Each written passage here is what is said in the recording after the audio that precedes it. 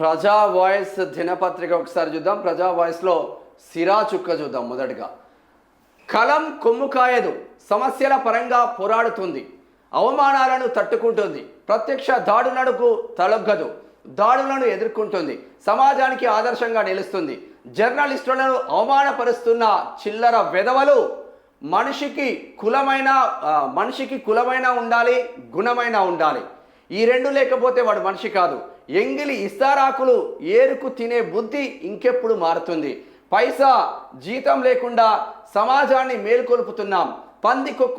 పందికొక్కుల ప్రభుత్వ సొమ్మును పక్కనేసుకున్న పరుపు లేని వెధవలకు ఏం తెలుస్తుంది?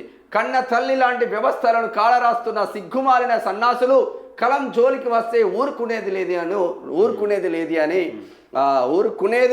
లేదు అంటూ బరిగల శివ అద్భుతంగా రాస్తాడు. ఆయన కలం పడితే అరే నిజంగా రా నాయన, ప్రజా వాయిస్లో జబర్దస్త్కి వస్తుంది సిరా చుక్క. వాస్తవంగా ఏ జర్నలిస్ట్ కూడా రూపాయి ఆశించి పనిచేస్తలేడు. ప్రతి కలం పట్టిన జర్నలిస్టులు కావచ్చు, మైక్ పట్టిన జర్నలిస్టులు కావచ్చు, ప్రజల కోసం పనిచేస్తూ ఉన్నారు. ప్రజల కోసం పనిచేస్తూ ఉన్న జర్నలిస్టుల పైన వార్త రాస్తే నేను చంపేస్తాం, నా వార్తనే రాస్తావా ఆనికి అక్షరం ముక్క ఆడ తంబోయ్, ఆనికి అక్షరం ముక్క రాదానికి. ఇక వాడు ఎగిరెగిరి పడతాడు, ఉల్టా కేసులు పెడతా ఉంటారు. ఇప్పుడు ఏమైంది, మన మీద 2 కేసులు అయినాయి. ఎంతమంది జర్నలిస్టుల మీద అక్రమ కేసులు పెట్టి జైళ్ళలో మగ్గుతూ ఉన్నారు. ఇప్పటికీ చిలక ప్రవీణ్ పరిస్థితి ఏమైంది?